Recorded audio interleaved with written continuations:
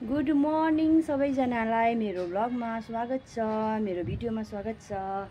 म चाहिँ बिहानै उठेर है झाडु पोछा गरिसकेर आफ्नो काम सकेर रेडी भएर चाहिँ तल जाँदैछु। अब किचनतर्फ लाग्दैछु साथीहरू। आज चाहिँ खानामा म चाहिँ फुलकोपी बनाइदिनु पर्यो है, घर परिवारको लागि। मलाई चाहिँ अब डाक्टरले मना गरेको छ है, यो सबदेखिको यो फुलकोपी, बन्दकोपी, राजमा, छोलेहरू खानु मना गरेको छ। त्यही भएर चाहिँ म चाहिँ अहिले चाहिँ अब अरूलाई त अब बनाउनै पर्यो नि त, होइन भन्नुहोस् त।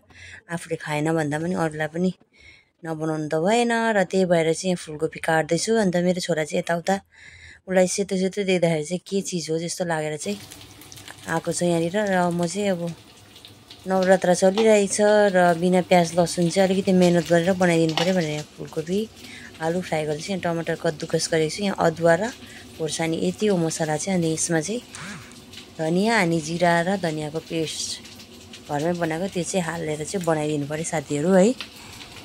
हाम्रोमा चाहिँ यहाँ नवरात्रि है, अब चैत महिनाको नवरात्रि होस् या उता दुर्गा के अरे दशहराको नवरात्रि होस्, हाम्रोमा चाहिँ लसुन प्याज चल्दैन साथीहरू है। र यसरी चाहिँ मेहनत गरेर बनाइदिनु पर्यो सादा खाना भए पनि भनेर।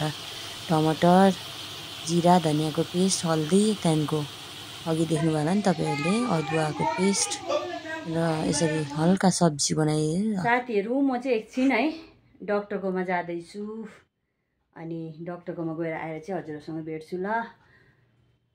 फलोअप गर्नु पऱ्यो नि त, अब 1 विकमा आउनु भनेको थियो हो, त्यही भएर जाँदैछु साथीहरू। म चाहिँ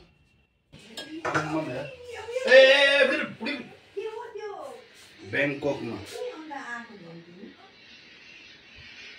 के भएको ब्याङ्कक, म्यानमार सबैतिर भूकम्प आइरहेछ अहिले।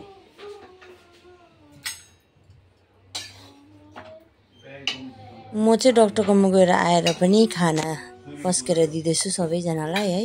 सबैजना पनि को भन्नु र, म, मम्मी, मेरो हस्बेन्ड अन्त नानीलाई। र खाना खाएपछि चाहिँ अब एकछिन रेस्ट गर्नुपर्छ है साथीहरू।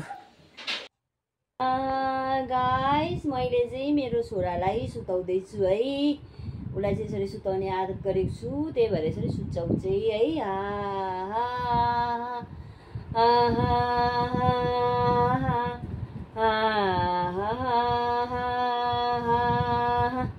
म चाहिँ भर्खर सुतेर उठेको है, टाइम हेर्दा चाहिँ भर्खर 3 बजी जस्तो भइरहेछ।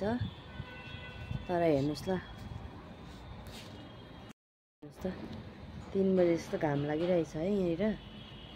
तर टाइम कति भयो देखाइदिन्छु ल म तपाईँहरूलाई।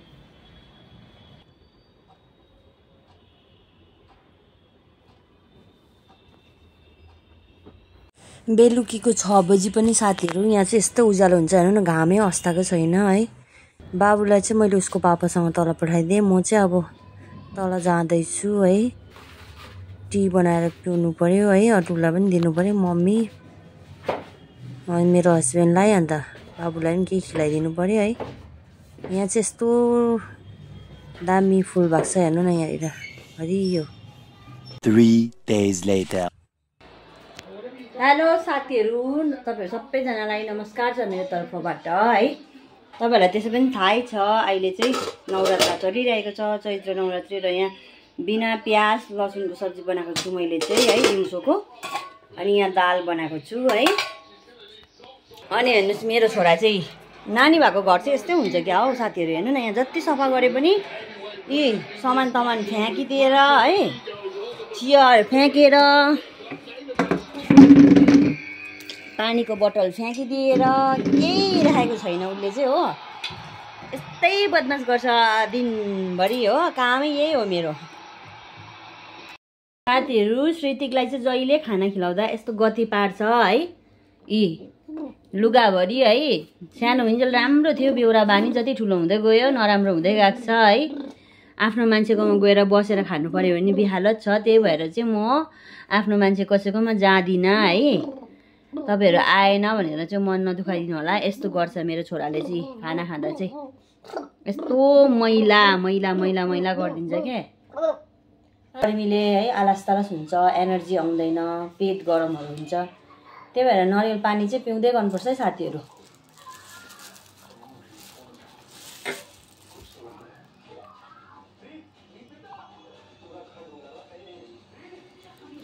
दिनमा एउटा एउटा नरिवल पानी पियो भने पेट पनि सफा हुने, गर्मीमा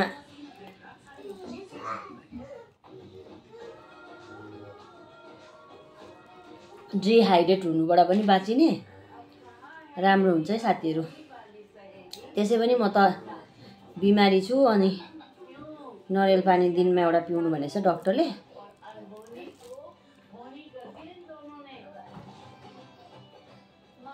डेली चाहिँ पिउन सकिँदैन किनभने 70 रुपियाँ गोटाको नरिवल डेली पिउनु थाल्यो भने त कसरी सक्नु होइन भन्नुहोस् त।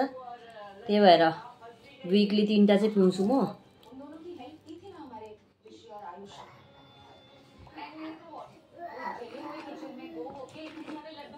तपाईहरु पनि पिउँदै गर्नुहोस् यसरी है, बडीलाई कुल बनाउनुहोस्, पेटलाई सफा बनाउनुहोस् है त साथीहरु। By by.